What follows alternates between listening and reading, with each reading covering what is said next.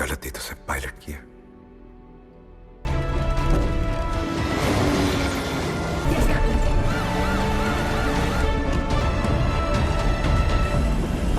How to conduct an inquiry? No difference at all. Halo sahabat, Assalamualaikum. Apa kabar? Semoga sehat selalu dan senantiasa berbahagia. Terima kasih sudah subscribe dan selalu setia menyimak video-video SLMTTV. Kali ini SLMTTV menghadirkan sebuah cerita dari film yang berjudul Runaway 34. अभी खबर मिली है, विजिबिलिटी घट चुकी है। That will be the end of it. ऐसी सिचुएशन में कुछ भी हो सकता है। 150 people. It's a bloody emergency.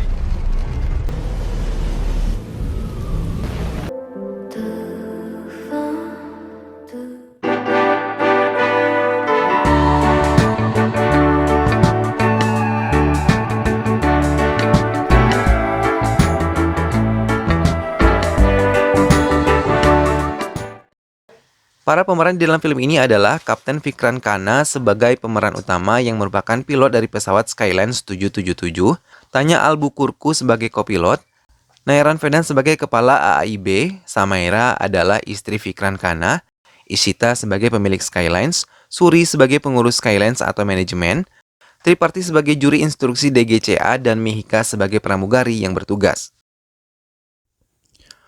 Ruangan sirene ambulans memenuhi bandara di tengah turunnya hujan malam itu. Petir bersaut-sautan menyambut kedatangan pesawat yang sangat ditunggu semua petugas di menara tersebut.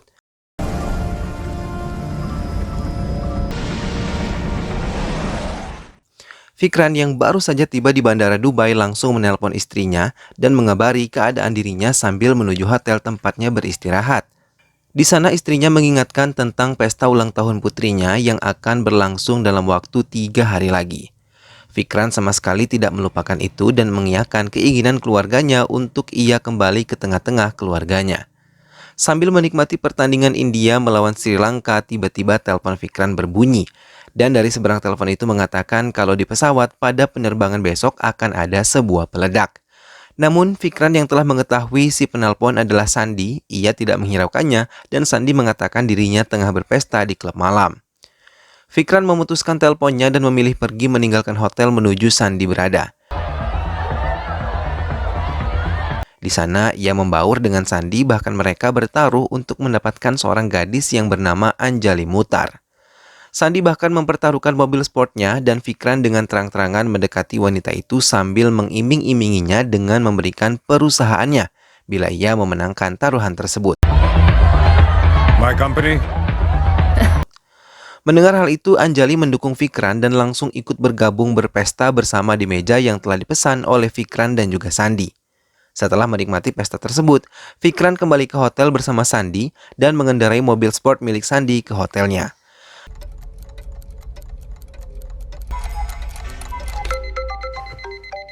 Namun belum cukup penuh istirahatnya, ia kembali harus meninggalkan kamar hotelnya untuk melakukan penerbangan menuju Cochin. Vikran menarik tasnya menuju bandara dan memasuki ruang kantor lalu bertemu dengan kopilot yang akan menemaninya kali ini bernama Tanya Albuquerque.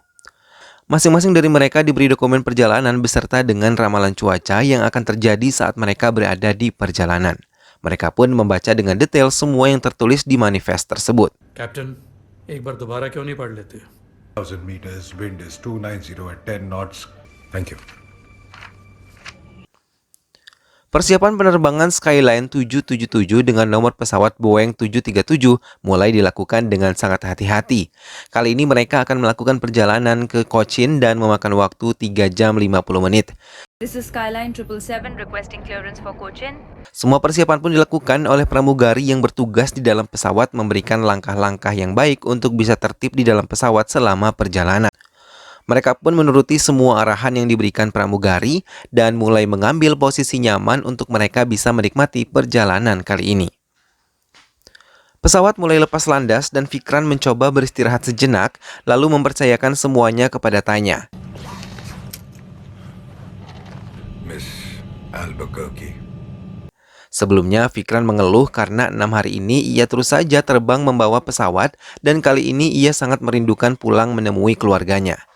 Ia juga sempat bercerita putri cantiknya akan berulang tahun hingga ia ingin cepat sampai ke rumahnya. Fikran sesekali terbangun dan menasihati serta mengajari Tanya untuk mengendalikan pesawat dengan baik hingga suatu hari ia bisa diandalkan sepenuhnya. Fikran meminta kepada Mihika, pramugarinya, untuk bisa menyiapkan segelas kopi saat ia terbangun dan membisikkan sebuah nama obat Disprin yang biasa ia konsumsi. Fikran meninggalkan ruang kemudi untuk meminum Disprin di toilet dan kembali ke ruang kemudi sambil menikmati secangkir kopi yang telah diberikan oleh Mihika.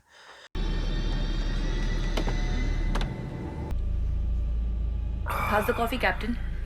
Cuaca mulai berubah menjadi gelap, kemudian petir mulai bersautan menghentikan telepon Samaira kepada ibunya yang menceritakan semua kesibukan Fikran akhir-akhir ini. I'll call you back, okay?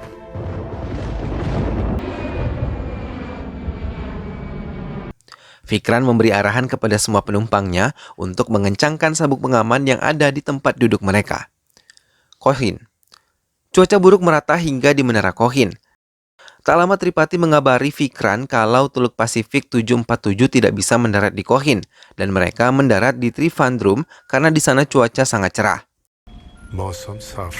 Fikran memutuskan untuk mendarat di Trivandrum juga, namun perdebatan terjadi karena Tanya mengusulkan untuk mendaratkan pesawatnya di Bengaluru karena ia tidak yakin bisa mendarat di Trivandrum. Tapi Fikran tetap pada keyakinannya dan menghitungkan bahan bakar yang ada pada pesawat. Tak lama dari pihak Trivandrum mengirim pesan ke petugas di Kohin untuk membatalkan semua penerbangan ke sana. Namun, bersama dengan itu Tripati yang saat itu bertugas tidak begitu memiliki kesehatan yang bagus, hingga ia mengalami sesak nafas dan petugas lain yang menggantikannya tidak mendapatkan surat perintah pembatalan penerbangan ke arah Trivandrum, karena kertas tersebut terbawa bersamaan dengan tisu yang ia genggam. Fikran mulai memberitahu penumpang kalau mereka akan mendarat di Trivandrum karena cuaca buruk di Kohin tidak memungkinkan. Namun, salah satu penumpang di sana mengatakan kalau akan terjadi kejadian buruk saat mereka memutuskan mendarat di Trivandrum, karena cuaca di Kohin pasti tidak jauh berbeda dengan Trivandrum. Hal itu membuat panik semua penumpang dan membuat pramugari terkejut serta panik hingga tak bisa mengatasi mereka. Mendengar keributan yang terjadi, Fikran mencoba menenangkan mereka dan meyakini mereka akan selamat sampai Trivandrum. Ia meminta semua penumpang bekerja sama dengannya dan tenang di tempat duduk mereka hingga mereka bisa pulang dan berkumpul bersama keluarga mereka di Kohin. Petugas instruksi DGCA di Trivandrum terkejut ketika mereka melihat pesawat Fikran tertangkap radar dan ingin mendarat di sana. Tanya mulai melaporkan mereka akan turun di sana, namun mereka menolak dan mengatakan akan terjadi angin topan berjarak 80 km dari pesawat mereka. Dan mereka mengatakan telah memberitahu pihak Kohin untuk mengalihkan semua penerbangan ke Bengaluru. Namun Fikran dan Tanya yang sama sekali tidak mendapat instruksi tersebut merasa bingung. Hingga mau tidak mau, mereka harus mendarat di Trivandrum karena bahan bakar yang mereka miliki sudah menipis. Petugas di sana akhirnya membacakan keadaan cuaca di sana dan mereka memberikan peringatan kepada pihak bandara untuk menerima pesawat Boeing 737 mendarat di landasan. Tanya menangis panik dan melihat hal itu, Fikran mencoba menenangkan Tanya dan berharap ia bisa bekerja sama dengan baik. Namun Tanya merasa sangat putus asa ketika pesawat bergoncang dengan sangat kuat dan yang ada di hadapan mereka adalah awan hitam gelap dan petir yang menyambar saling bersautan. Samaira mencoba mencari informasi karena sampai sekarang Fikran suaminya belum memberi kabar pada dirinya. Namun Yusuf yang merupakan adik dari Fikran mencoba menenangkannya dan meyakini kalau Fikran akan baik-baik saja. Pesawat mulai bergoncang kuat saat memasuki area terjadinya topan. Hal itu membuat semua barang-barang yang ada di pesawat mulai berjatuhan. Saat itu semua penumpang menangis dan bersedih, namun mereka terus meyakini kalau pilot akan berhasil menyelamatkan mereka. Fikran memutuskan untuk mendarat di landasan 16 dan Fikran mencoba mengendalikan pesawat di tengah cuaca yang sangat buruk.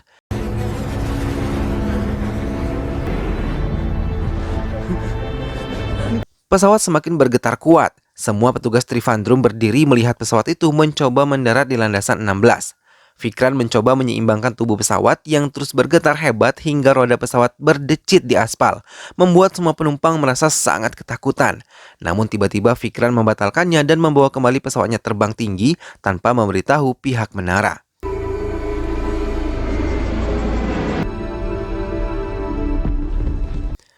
Tanya terus menangis sementara Fikran langsung meminta pihak Tripandrum untuk membuka landasan 34. Namun mereka menolak dan mengatakan detail hal buruk yang akan terjadi bila Fikran memaksa untuk mendarat di landasan 34. Namun Fikran mengatakan ini darurat hingga pihak bandara mulai menyiapkan ambulans untuk mengatasi hal buruk yang akan terjadi nantinya. We need beds ready. 150 people. It's a bloody emergency. Tanya mencoba berdamai dengan hatinya saat pendaratan darurat terjadi. Seluruh penumpang berdoa di tempat duduk mereka masing-masing. Fikran yang yakin dengan keputusannya menyunting sebatang rokok di bibirnya dan matanya terpejam namun tetap fokus mengendalikan pesawat yang terbang dengan ketinggian yang maksimal. Mata Fikran terbuka saat bagian depan pesawat menukik dan bagian tubuh pesawat bergetar hebat. Semua penumpang menjerit dan berharap bisa selamat karena bahan bakar pesawat sudah benar-benar habis.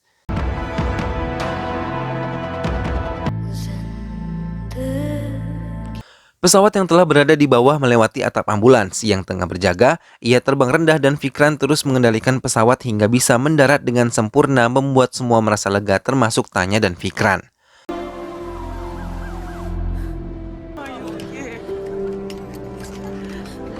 Kemudian mereka disambut oleh ambulans yang langsung membawa semua penumpang ke rumah sakit untuk mendapatkan perawatan setelah melewati masa-masa sulit. Fikran keluar dari ruangannya dan mendapatkan tepuk tangan selamat dari semua penumpang yang telah berhasil ia selamatkan. Fikran menangis haru karena ia bisa menyelamatkan semua orang. Namun saat tiba di bandara, HP Fikran dan Tanya disita oleh pihak AAIB yang memiliki kuasa untuk menyelidiki kasus yang terjadi di penerbangan. Mereka dibawa ke ruangan berbeda. Fikran dibawa ke ruangan dan bertemu dengan pengacara perusahaan Skyline 777. 15. Miss Albuquerque. Ia menekankan Fikran untuk tetap menjaga nama baik dan kredibilitas perusahaan agar harga saham mereka terus berada di puncak. Pesawat juga diperiksa oleh tim AAIB yang diketuai oleh Nayaran Vedan. Mereka memeriksa secara keseluruhan dan mendetail untuk mencari petunjuk penyebab pesawat itu mengadakan pendaratan darurat. Bahkan mereka pun telah menemukan sebotol minuman gin dan sebuah bungkus obat disprin yang pernah dikonsumsi Fikran, juga sebuah cangkir kopi di toilet pesawat itu. Mereka membawa semuanya sebagai bahan bukti yang bisa memberatkan Fikran. Nayaran Vedan mulai memeriksa secara rinci black box yang ada di pesawat itu. Ia mendengar semua percakapan Tanya dan Fikran serta mempelajari semua pergerakan mereka di dalam ruang kendali tersebut. Nayaran pun memberikan surat peringatan kepada Fikran untuk bisa datang ke pengadilan dan mempertanggungjawabkan kejadian yang lalu, dan ia diberi waktu 7 hari untuk bisa mempersiapkan diri. Radikara yang menemui Suri manajemen Skyline 777 dan memberitahu tentang Nayaran Vedan merasa sangat terkejut karena ia tahu Nayaran adalah orang yang sangat teliti dan akan menemukan sedikit celah yang bisa menjatuhkan mereka dan menyalahkan mereka. Underestimate करने की गलती मत करना। एक से बारीक चीज को इतने करीब से जांचता है। Persidangan pun dimulai di Delhi dan Nayaran menyambutnya di ruangan sidang.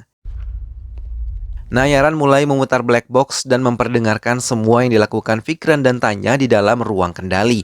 Ia menekankan saat Fikran mengatakan ia lelah dan ia ingin cepat kembali ke rumah rindu pulang. Fikran mencoba membela diri, ia tetap bisa melakukan tugasnya dengan baik sesuai dengan prosedur yang ada. How to conduct an inquiry. Persidangan dilanjutkan esok hari dan Fikran bersama Tanya diminta untuk menemui Suri. Di sana mereka dipaksa untuk tetap menjaga nama baik perusahaan, hingga membuat Fikran memberontak dan mengatakan kalau semua yang terjadi perusahaan tetap akan menumbalkan kapten. Pertentangan itu membuat Suri marah dan mengusirnya dari ruangan itu.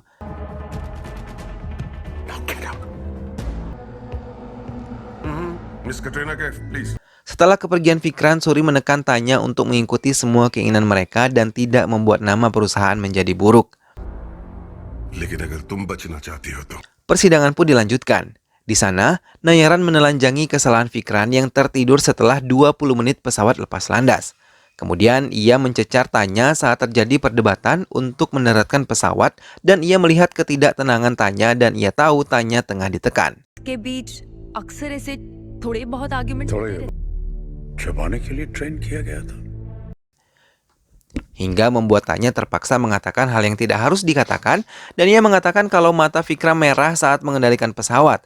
Dan hal itu membuat curiga Nayaran kalau Fikran masih dalam pengaruh alkohol karena ia tahu Fikran telah berpesta saat malam tiba dan ia yakin Fikran tidak punya waktu untuk beristirahat secara maksimal. Nayaran memanggil Anjali Murti untuk membuktikan semua pernyataannya.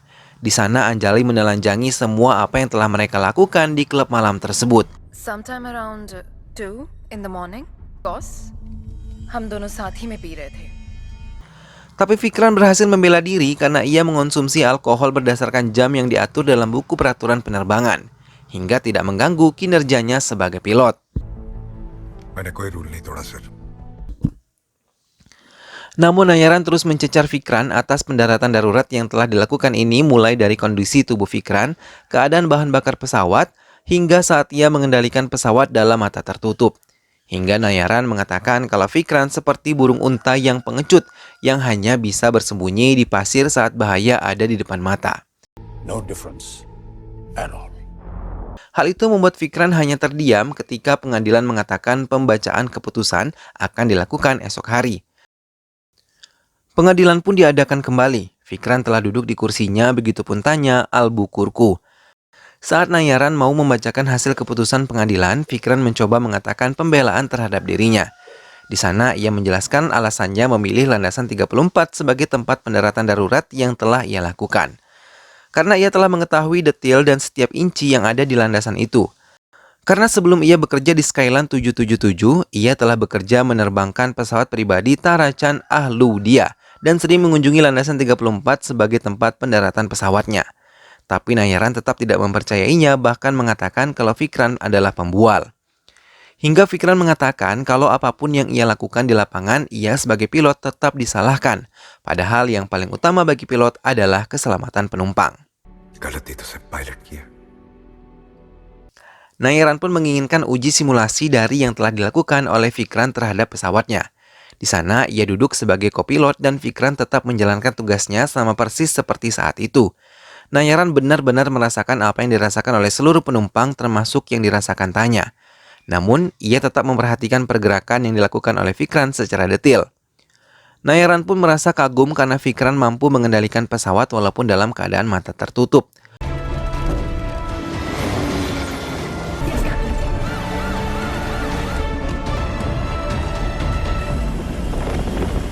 Pengadilan akhirnya membacakan keputusan mereka. Dan Nayaran membacakan semua keputusannya. Di sana, ia memecat Tripati karena tidak cakap dalam menjalankan tugasnya sebagai juru instruksi DGCA dan menangguhkan Fikran selama 3 bulan serta meminta DGCA menyelidiki perusahaan Skyline 777 secara ketat dan detail. को 3 महीने के लिए रद्द करता है. जांच कीजिए. Fikran menemui Nayaran saat pengadilan telah selesai dan menanyakan alasannya ia ditangguhkan selama 3 bulan. Nayaran mengatakan kekagumannya terhadap kemampuan Fikran dan negara tidak boleh menghilangkan pilot istimewa seperti Fikran. Namun ia meminta agar Fikran bisa menjaga kepercayaannya hingga ia mau memberikan Fikran kesempatan kedua. Fikran mengucapkan banyak terima kasih kepada Nayaran. Film pun selesai. Nah sahabat, itulah tadi alur cerita dari film yang berjudul Runaway 34. Keberhasilan seseorang memang terkadang sulit diterima oleh orang lain. Terkadang pencapaian seseorang justru menjadi masalah bagi orang lain. Dalam hal ini, kesabaran dan keteguhan hati menjadi kunci. Bagaimana agar tetap konsisten meskipun digugat bahkan difitnah sekalipun. Semoga kita semua diberi kekuatan untuk selalu konsisten dan memiliki kesabaran yang tanpa batas dalam menghadapi setiap masalah hidup. Karena sesungguhnya Tuhan selalu bersama orang-orang yang sabar. Semoga sahabat semua terhibur setelah menyimak alur cerita film ini. Sampai bertemu lagi di alur cerita film-film selanjutnya. Terima kasih sudah menyimak video ini sampai akhir dan jangan lupa untuk selalu dukung SLMT TV dengan cara klik like, komen, share, dan juga subscribe. Baiklah sahabat, sampai jumpa lagi, sehat selalu dan wassalamualaikum.